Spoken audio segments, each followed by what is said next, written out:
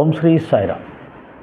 సాయి బంధువులారా, ఆత్మస్వరూపులారా, ప్రేమ స్వరూపులారా, అలాగే సాయిబాబా గారి విమర్శకులు అందరికీ కూడా నమస్కారం.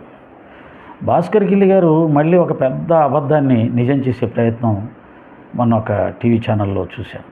ఏమిటి అంటే, బాబా గారు అసలు రాజభోగాలు అనుభవించాడండి, మీకు తెలియదు. ఆయన ఏదో కొంతకాలమే భిక్ష ఎత్తుకున్నాడు. ఆ తర్వాత అంతా అందరూ రకరకాల పదార్థాలు తెచ్చి ఆయన ముందు పెడితే హాయిగా తిని కాలు మీద కాలేసుకొని కూర్చున్నాడు. మీకు తెలీదు, ఆయన రాజభోగాలు అనుభవించాడు. అంటే బాబా గారి మీద ఉన్న సాఫ్ట్ కార్నర్ ఏదైనా ఉందో, ఆయన నిరాడంబరంగా జీవించాడు, చాలా పవిత్రంగా జీవించాడు, నిజాయితీగా జీవించాడు. భక్తుల దగ్గర వసూలు చేసిన ధనాన్ని ఏమాత్రం తన సొంతానికి ఉపయోగించుకోలేదు. ఈనాటి స్వామీజీలాగా కానీ లేదా గురువులాగా కానీ మొదట ఒక రకంగా ఉండి స్థాయి పెరిగే కొద్దీ సుఖాలు భోగాలు పెంచుకుంటూ ఆశ్రమాలు విస్తరింపజేసుకుంటూ బ్యాంకు బ్యాలెన్స్లు కోట్లు ఏర్పాటు చేసుకుంటూ ఏ విధంగా అయితే స్వామీజీలు గురువులు జీవితాల్లో ఎదుగుదల చూస్తామో అలా బాబా గారు అనుభవించారు అన్న స్థాయిలో చెప్పుకుంటూ వచ్చాడు. నాకు చాలా చాలా బాధేసింది, నవ్వు కూడా వచ్చింది. అబద్ధాలు చెప్పడం మొదలు పెడితే ఇక చివరికి ఆ మనసు పూర్తిగా అబద్ధాలకు అలవాటు పడిపోతుంది. నేను ఈ సోదరులందరికీ చెప్తున్నాను అన్నమాట. బాబా గారి మీద ద్వేషంతో ఏదో రకంగా సచ్చరిత్రని బాబాని బ్లేమ్ చేయాలి, బ్యాడ్ ప్రాపగండని తీసుకెళ్ళాలి అని మనం అబద్ధాలు చెప్పడం మొదలు పెడితే మన బ్రతికే అబద్ధం అయిపోతుంది. ఆ తర్వాత మన ఇంట్లో వాళ్ళు కూడా మనం నమ్మరు. కాబట్టి అలాంటి స్థాయికి మనం వెళ్లకుండా జాగ్రత్త పడాలి. భాస్కర్ గిల్లి గారు బాబా గారు రాజభోగాలు అనుభవించారు, కాలు మీద కాలేసుకున్నాడు. కాలు మీద కాలేసుకోవడం అనేది వాళ్ళకు రాజులాగా కనపడింది. కాలు మీద కాళ్ళు రోడ్డు మీద అడుక్కునే బిచ్చగాళ్ళు కూడా వేసుకుంటారు, ఒక్కొక్కసారి రిక్షా వాడు వేసుకుంటాడు, కూలీ వాడు వేసుకుంటాడు. కాలు మీద కాలు అనేది ఒక రిలాక్సేషన్. అయితే బాబా గారు రిలాక్సేషన్ కోసం వేసుకోలేదు. 100% బాబా రిలాక్సేషన్ కోసం వేసుకోలేదు కాలు మీద కాలు. కాలు మీద కాలు వేసుకున్న దానికి చాగంటి కోటేశ్వర గారు ఇచ్చారు వివరణ. ఆధ్యాత్మిక జ్ఞానం తెలిసిన వారికి అది అర్థమవుతుంది, మామూలు వారికి అర్థం కాదు. మళ్ళీ ఆయన మీద కోపం వస్తుంది.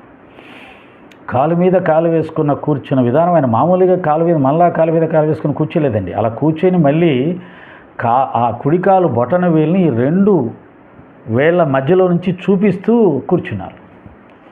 అది ఒక భంగిమ, దాంట్లో ఒక భావం ఉంది. ఆయన్ని గురువుగా భావించుకున్న వాళ్ళకి అర్థమవుతుంది. మీ అహంకారాన్ని నా బొటన వేలుకు సమర్పించి, అంటే గురువుకు సాష్టాంగ నమస్కారం పెడతాం కదా. ఇప్పుడున్న స్వామీజీలకు పీఠాధిపతులకు అయితే మనం చాలా దూరంగా ఉండి సాష్టాంగ నమస్కారం పెడతాం. వారి పాదాలు ముట్టుకొనిస్తే వారి పాదాలకు బొటన వేలకు మన శిరస్సును మనస్ఫూర్తిగా తగిలించి నమస్కరిస్తే చాలా గొప్ప శక్తి వస్తుంది, గొప్ప అనుగ్రహం వస్తుంది. కాబట్టి దాన్ని ఆయన బోధించారు. ఎవరైతే నన్ను గురువుగా దైవంగా భావిస్తున్నారో, మనుషుల యొక్క కష్టాలన్నిటికీ కారణం అహంకారం. మీ అహంకారాన్ని నా బొటన వేలుకు సమర్పిస్తే అహంకారం పోతుంది. ఆ తర్వాత మీకు అతి సులభంగా ఆత్మజ్ఞానం అబ్బుతుంది. ఆత్మజ్ఞానం, అహంకారం ఈ 2 తూర్పు పడవ లాంటివి. అహంకారం ఉండగా ఆత్మజ్ఞానం రాదు, ఆత్మజ్ఞానం వచ్చినప్పుడు అహంకారం ఉండదు. కాబట్టి భక్తుల అహంకారం తీసివేయడానికి ఆయన ఒక సాధన మార్గాన్ని చెప్పాడు.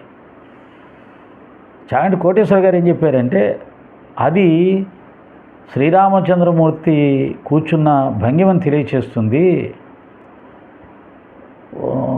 వైదేహీ సైతం సురద్రుమతలే హైమే మహామంటపే మధ్యే పుష్పకమాసనే మణిమయే వీరాసనే సుస్థితం అగ్రేవాచేతి ప్రభంజన సుతే తత్వం మునిభ్యం పరం వ్యాఖ్యాంతం భరతాదిపి పరివృతం రామం భజే శ్యామలం. వీరాసనం అంటారని చెప్పారు ఆయన దాన్ని. రామచంద్రుడు కూడా ఆ విధంగానే సీతమ్మ తల్లిని ఎడమతోడ మీద కూర్చొని కుడికాల్ని మడత పెట్టుకొని కూర్చొని ఉంటారు సభామంటపంలో. అప్పుడు ఆంజనేయ స్వామి అగ్రభాగాన ఆయన పాదాల దగ్గర కూర్చుంటారు. ఆ తర్వాత మునులు ఋషులు ఉంటారు. తర్వాత భరత లక్ష్మణ శత్రుఘ్నులు ఉంటారు. ఈ వీరాసనంలో రామచంద్రుడు ఉన్నప్పుడు బ్రహ్మజ్ఞానాన్ని బోధించడానికి సిద్ధపడి ఉన్నటువంటి సందర్భం. ఆయన దగ్గర నుంచి బ్రహ్మజ్ఞానాన్ని కోరుతున్న వాళ్ళు వారి అర్హతలను బట్టి వారు దాన్ని ఆశిస్తూ ఎదురుగా కూర్చొని ఉంటారు. మాకు బ్రహ్మజ్ఞానం చెప్పవయ్యా పరమాత్మ అని చెప్పి, పరబ్రహ్మ అని. అంత గొప్పగా ఆ యొక్క కూర్చున్న విధానాన్ని ఆయన సత్సంగంలో చెప్పారు. ఎప్పుడు అంతా ప్రశాంతమైన వాతావరణం ఉన్నప్పుడు. ఇప్పుడు మీరు బాబాయ్ గురించి ఎవరని చెప్తే అలా చేస్తాం ఇలా చేస్తాం అంటున్నారు కదా, వాళ్ళు కూడా పెద్ద మనుషులు పాపం ఎందుకు వచ్చిన గొడవ అని చెప్పేసి కాస్త కొద్దిగా తగ్గి పరిస్థితులు అనుకూలంగా లేనప్పుడు తగ్గడం కూడా నేర్చుకోవాలి. అది వివేకం. కాబట్టి ఇప్పుడు అంత గొప్పగా చెప్పకపోవచ్చు, అది ఈ విషయం. కాబట్టి ఆయన రాజాధిరాజు, యోగిరాజు, యోగంలో రాజు అండి. ఆయన పరబ్రహ్మ, యోగంలో రాజు. భౌతిక సుఖాలు అనుభవించడం రాజు కాదు ఆయన. భాస్కర్ కిలి గారు చెప్పింది పూర్తి అబద్ధం. ఆయన చివరి వరకు భిక్ష తీసుకునేవాడు. ప్రతిరోజు 5 గంటలకు భిక్ష వెళ్ళేవాడు. వాళ్ళు ఆహార పదార్థాలు, భోజన పదార్థాలు, బూటీ లాంటి కోటీశ్వర్లు, కాకసాబ్ దీక్షిత్ లాంటి లక్షాధికారులు అందరూ కూడా రకరకాల వంట పదార్థాలు తెచ్చి అక్కడ పెట్టేవారు. అయినా కానీ ఆయన భిక్షకి వెళ్ళేవారు. భిక్ష వృత్తి ఏ రోజు వదిలిపెట్టలేదు. చివరికి శరీరం వదిలిపెట్టే 4-5 రోజుల ముందు కూడా భిక్షకు వెళ్ళాడు. సత్యత్ర బాగా చదవండి, మీకు తెలుస్తుంది. ఆయన కఫనీని మార్చలేదు. చివరి వరకు ఆ కఫనే. వారానికి ఒకసారి స్నానం చేస్తే చేసేవాడు, లేకపోతే లేదు. ఎవరైనా బలవంతంగా స్నానం చేయమంటే చేసేవాడు, లేదా ఆయన బుద్ధి పుడితే ఎప్పుడన్నా వెళ్ళేవాడు. కానీ కఫనీని మార్చలా, కాషాయం వేయలా, పట్టు వస్త్రాలు వేయలా. చివరి వరకు ఆ గోనె పట్ట మీదే పడుకున్నాడు, కూర్చున్నాడు. అక్కడేం సింహాసనాలు ఏర్పాటు చేసుకోలే. చివరి వరకు ఆ కటిక రాతి బండ మీద కూర్చున్నాడు. ఆ రాతి బండ మీద కొంత పరుపు కూడా వేసుకోవాలా. రాతి బండ మీద పరుపు కూడా వేసుకోవాలి, మెత్తటి పరుపు కూడా వేసుకోవాలా, ఓ గుడ్డ కూడా వేసుకోవాలా. ఆ రాయి మీదే కూర్చున్నాడు, గోన పట్ట మీద పడుకున్నాడు, కూర్చున్నాడు. ఓకే అంత నిరాడంబరంగా జీవించారు. తలగడ కూడా లేదు, దిండు కూడా లేదు. పడుకునేటప్పుడు ఇటుక రాయి పెట్టుకొని పడుకున్నాడు. ఇటుక రాయి. బాబా పేరు ఎత్తడానికి కూడా మీకు అర్హత లేదు. మీ నోటుకు వచ్చినట్టుగా మీరు మాట్లాడితే మాట్లాడొచ్చు, మీ నోరు కాబట్టి. కానీ బాబా గారి పేరు ఎత్తే అర్హత కూడా మీకు లేదు. సో ఆయన గోనె పట్ట మీద పడుకున్నాడు, ఇటుక రాయిని తలగడగా పెట్టుకున్నాడు, బండ రాయిని సింహాసనంగా చేసుకున్నాడు.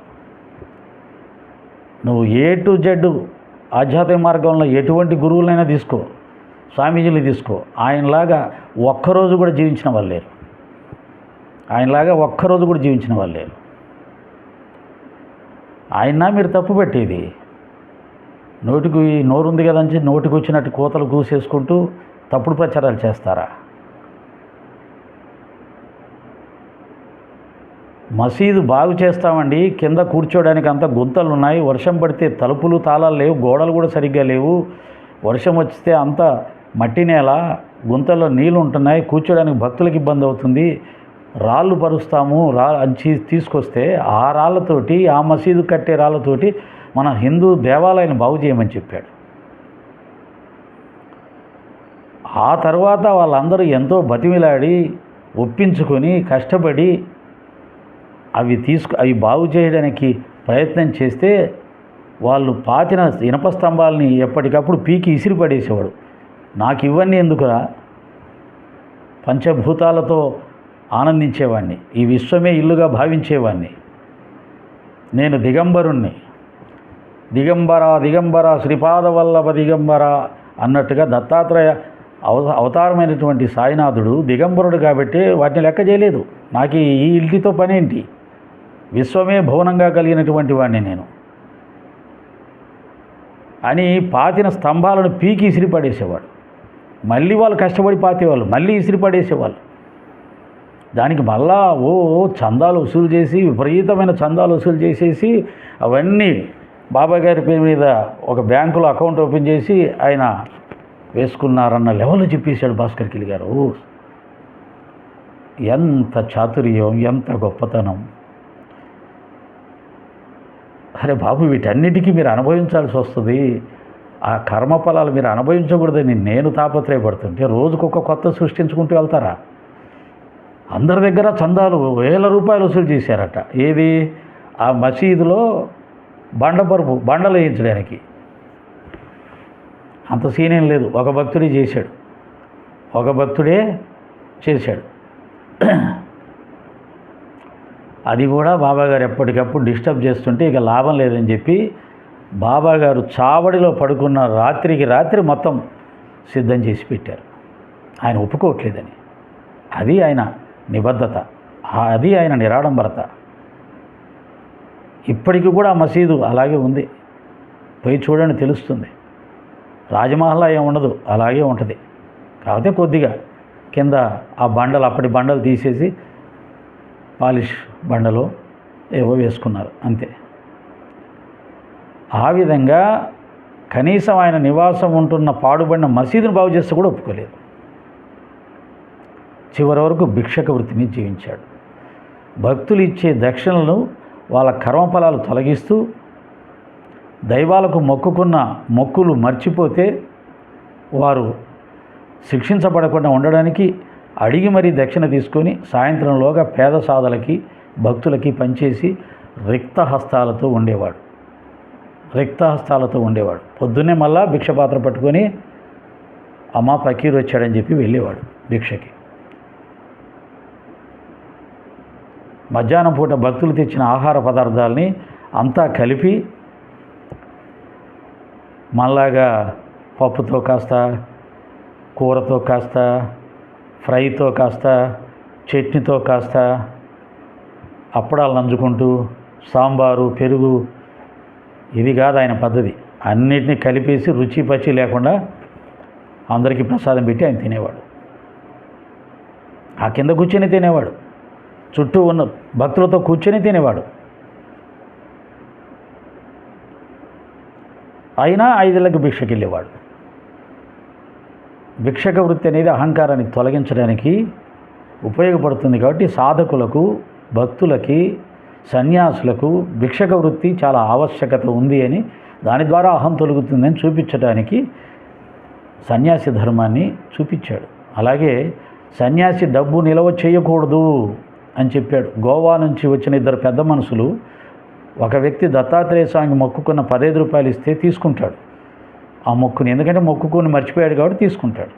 ఇంకొక వ్యక్తి 35 రూపాయలు, ఈ రోజుల్లో అయితే 35,000 అవుతుంది. 35 లక్షలైనా 3,50,000 చెప్పలేము. 35 రూపాయలు ఇస్తే తీసుకోడు, అక్కర్లేదంటాడు. శ్యామ అడుగుతాడు, ఏమిటయ్యా ఒకరిస్తే తీసుకున్నావు, ఒకరిస్తే తీసుకోలేదు అంటే అప్పుడు చెప్తాడు, శ్యామ నాకు ఇల్లు వాకిలి కుటుంబం ఏమీ లేదు, నేను సన్యాసిని, డబ్బు నిల్వ చేయకూడదు సన్యాసి అంటాడు. అది ఆయన నిబద్ధత. బాబాగారు రాజభోగాలు అనుభవించాడు, కాలు మీద కాలు వేసుకొని కూర్చున్నాడు. అందరూ పంచపక్ష పరమాణాలు తెస్తే తిని హాయిగా కనీసం పడుకోవడానికి ఒక పరుపు లేదు, చాప లేదు, తలగడ లేదు, చుట్టూ తలుపులు లేవు ఇంటికి, ఆ మసీదుకి తలుపులు తాళాలు లేని ఆ పాడుబడిన మసీదులో చివరి వరకు అలాగే జీవించి శరీరం వదిలిపెట్టే సమయానికి ఆయన జేబులో 7 రూపాయలు ఉన్నాయి. మీకు తెలుసు కదా అప్పుడు బ్యాంకులు ఏం లేవని. షిరిడి లాంటి పల్లెటూళ్ళలో బ్యాంకులు ఉంటాయా? మళ్ళీ అది కూడా ఒకవేళ మీరు బ్యాంకులో వేసుకున్నాడని చెప్పినా బ్యాంకులు కూడా లేవు. ఆయన కఫనీలో 7 రూపాయలు ఉన్నాయి అంతే. ఆ 7 రూపాయలు ఎందుకు పెట్టుకున్నాడు తెలుసా? ఆయన యొక్క అంత్యక్రియలు చేయడానికి ఎవరికి ఇబ్బంది లేకుండా ఆ డబ్బులతో అంత్యక్రియలు జరిపించుకోవడానికి. ఆయన తలుచుకుంటే బూటి ఆయన కోసం అప్పుడే బ్రహ్మాండమైన ఇప్పుడున్నటువంటి మందిరం లాంటి మందిరం కట్టించేవాడు. కానీ శరీరం ఉన్నంత వరకు ఆ పాడుపడిన మసీదుని బాగు చేస్తానంటే ఒప్పుకొని భక్తుల్ని కొట్టడానికి పోయినోడు బాబా ఒక మంచి ఇల్లు కట్టిస్తా అంటే ఒప్పుకుంటాడా? లేదు. శరీరం ఉన్నంత వరకు తీవ్రమైన వైరాగ్యాన్ని ఆచరించారు, నిరాడంబరతను ఆచరించారు, త్యాగాన్ని ఆచరించారు, సన్యాసి ధర్మాన్ని ఆచరించారు. ప్రతిదీ ఆచరించి చెప్పాడు. స్త్రీని ధనాన్ని దగ్గర తీయొద్దు, సాధకుడు భక్తుడు మోక్షం కోరేవాడని చెప్పాడు. ఆ రెండింటిని ఆయన దగ్గర రానివ్వలేదు. ఎవరైనా ఒకరిద్దరు వచ్చారంటే వాళ్ళు తల్లి స్వభావంతో, బిడ్డ స్వభావంతో ఉన్నవాళ్ళు, లోపట విపరీతమైనటువంటి భక్తి ప్రేమలతో ఉన్నవాళ్ళు ఉంటే ఒకరిద్దరికి అవకాశం ఇచ్చాడు. రాధాకృష్ణ లాంటి సౌందర్యవతి అయినటువంటి యువతిని అసలు నీ ముఖమే నాకు చూపించొద్దన్నాడు. వెళ్ళిపోయిన జీవితంలో ముఖం చూపించాలి ఆయనకి. అది ఆయన యొక్క నిబద్ధత స్త్రీల విషయంలో. డబ్బు విషయంలో ఆయన నిబద్ధత అది. సాయంత్రానికి మొత్తం పనిచేసి మళ్ళీ ఎంటీ హ్యాండ్స్, చివరి వరకు గోనెపట్ట మీద పడుకోవడం, ఇటుకరాయి తలగడ ఎవరైనా పడుకోగలుగుతారా? ప్రేమతో చదవండి సచ్చరిత్ర, జ్ఞానం కోసం చదవండి సచ్చరిత్ర, మిమ్మల్ని మీరు ఉద్ధరించుకోవడం చదవండి సచ్చరిత్ర. లక్షలాది మందిని ఉద్ధరించిన సచ్చరిత్రని పట్టుకొని పాడు చేసుకుంటూ ఆనాడు యజ్ఞం చేస్తుంటే యజ్ఞంలో కొండలతో రక్తాన్ని పూసిన వాళ్ళలాగా చేస్తే అలాగా. కాబట్టి భాస్కర్ కిలి గారు, బాబాగారు రాజభోగాలు అనుభవించలేదు, ఐశ్వర్యాన్ని అనుభవించలేదు. అది పూర్తి తప్పుడు ప్రచారం, సచ్చరిత్రలో ఎక్కడా లేదు. ఆయన రాజాదిరాజు, యోగిరాజు, కేవలం యోగంలో మాత్రమే, జ్ఞానంలో మాత్రమే, మనలాగా భౌతిక సుఖాలు కాదు. అసత్య ప్రచారాలు చేయొద్దు, దానికి సంబంధించిన పాపాన్ని మూట కట్టుకోవద్దు. ఇది ఒక యోగీశ్వరుడికి సంబంధించిన విషయం. గుర్తుపెట్టుకొని ఉన్నట్టుగా సత్యాన్ని మాత్రమే చెప్పండి, తప్పులేదు. సాయిరాం.